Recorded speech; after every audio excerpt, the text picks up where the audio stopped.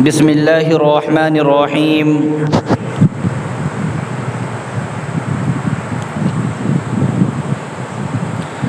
اللہ تبارک و تعالیٰ کا احسان عظیم ہے کہ خالق السماوات والارض نے ہمیں دنیا کی مشغولیات سے فارغ فرما کر دین کی محفل، دین کی مجلس میں بیٹھنے کی توفیق عطا فرمائی۔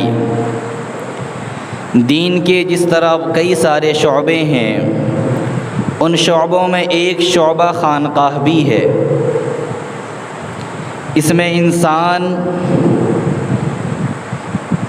اپنی روح کی غذا، اپنی روح کی اصلاح کرتا ہے، کسی اللہ والے سے اپنا اصلاحی تعلق پیدا فرما کر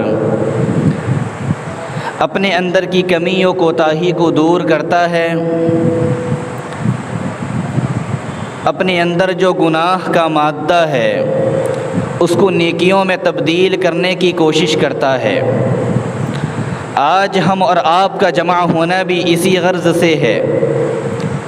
آج ہم ایک فکر لے کر آئے ہیں کہ آج کی مجلس سے اگر ہم جائیں تو ہمارے قلب کی حالت تبدیل ہونی چاہیے، ہمارے دل پلٹ جانا چاہیے، ہمارے اندر نیکیوں کا جذبہ پیدا ہونا چاہیے، ان گناہوں کے جن کے ہم عادی بن چکے ہیں ان کے چھوڑنے والے بن جائیں۔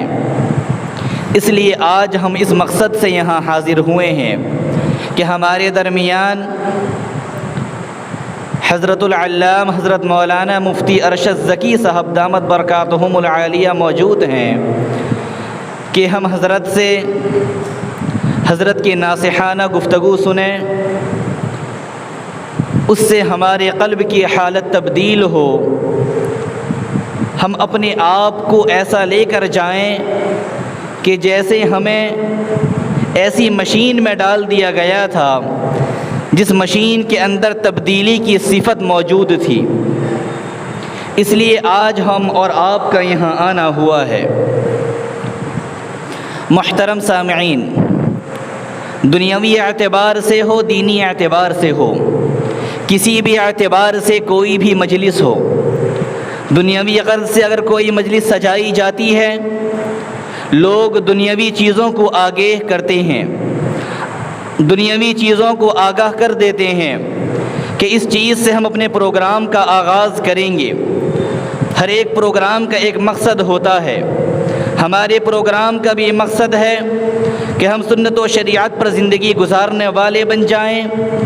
تو آج کے اس پروگرام کے اعتبار سے اور دینی اعتبار سے اگر ہم اپنی محفل کا آغاز کرنے کو دیکھتے ہیں کہ کوئی ایسی کتاب ہے، کوئی ایسا دستور ہے، کوئی ایسا منشور ہے جس سے ہم اپنے آغاز کر سکیں، اپنی محفل کا آغاز کر سکیں، اپنی زندگی کو صحیح راستوں پر لے کر جا سکیں، تو ہمیں ایک ہی راستہ، ایک ہی کتاب نظر آتی ہے۔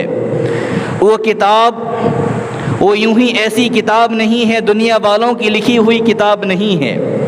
وہ کتاب ایک ایسی کتاب ہے جس کا مصنف، جس کا لکھنے والا، جس کو اتارنے والا یہ تمام تر کائنات کا رب ہے، ان تمام تر کائنات کا پالنہار ہے، اور جس کے ذریعے سے کتاب دی گئی، لانے والی ذات وہ ایسی فضیلت والی ذات ہے، ایسی نورانی مخلوق ہے جسے ہم حضرت جبرائیل علی نبینا علیہ الصلاۃ والتسلیم کے نام سے جانتے ہیں۔ اور جس ذات پر یہ نازل کی گئی، اتاری گئی، وہ ایسی ذات ہے جسے ہم محمد الرسول اللہ صلی اللہ علیہ وسلم کے نام سے جانتے ہیں۔ دنیا میں ہر مسلمان جانتا ہے کہ اس کے نزدیک ایک ایسی کتاب ہے جو گھروں میں موجود ہوتی ہے، اگر نیچے زمین پر رکھی جائے انسان اوپر بیٹھنا اسے دشوار ہوتا ہے، اس کے دلوں میں کھٹکھٹاہٹ پیدا ہوتی ہے کہ میں اوپر کیسے بیٹھوں جب کہ نیچے قرآن موجود ہے۔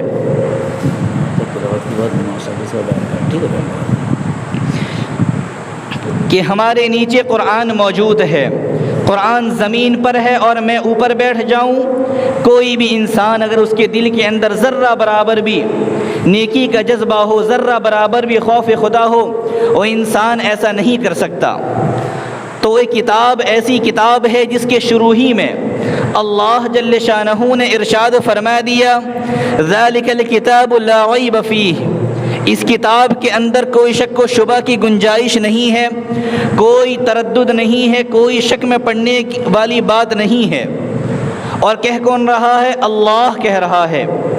دنیا کے اندر اگر کوئی اچھا مصنف ہو، کتابوں کا لکھنے والا ہو، اچھا قلم کار ہو، ہم اس کی تحریر پڑھتے ہیں، اس کی کتابوں کا مطالعہ کرتے ہیں، اگر وہ شروع میں یہ بات کا اعلان کر دے کہ میری یہ کتاب تمام تر کتابوں سے خاص ہے، اس کتاب کے اندر ایسے الفاظ ہیں، ایسے موضوع کو میں نے انتخاب کیا ہے، ان ایسے موضوعات کا جو تمام تر کتابوں سے الگ ہیں، تو انسان پریشان نہیں ہوتا، انسان اس کی بات پر بھروسہ کرتا ہے، اس کی بات کو مان لیتا ہے، کیونکہ یہ اچھا قلم کار ہے، اچھا لکھنے والا ہے۔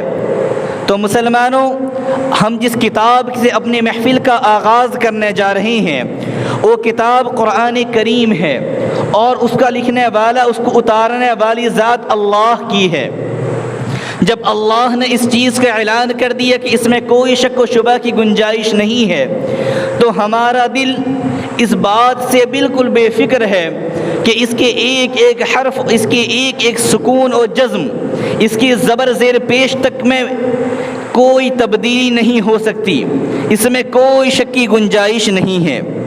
تو آئیے ہم اپنے محفل کا آغاز کرتے ہیں۔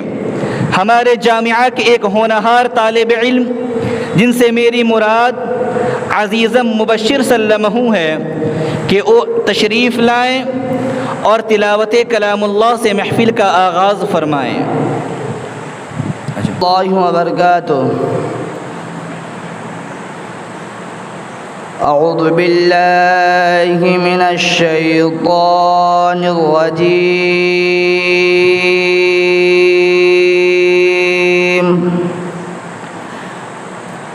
بسم اللہ الرحمن الرحیم۔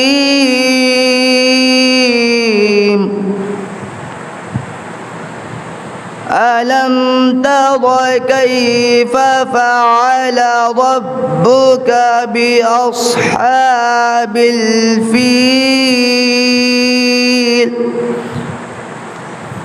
ألم يجعل كيدهم في تضليل؟ وأرسل عليهم طيرا أبابيل ترميهم بحجارة من سجيل فجعلهم كعصف مأكول۔ صدق اللہ العلی العظیم۔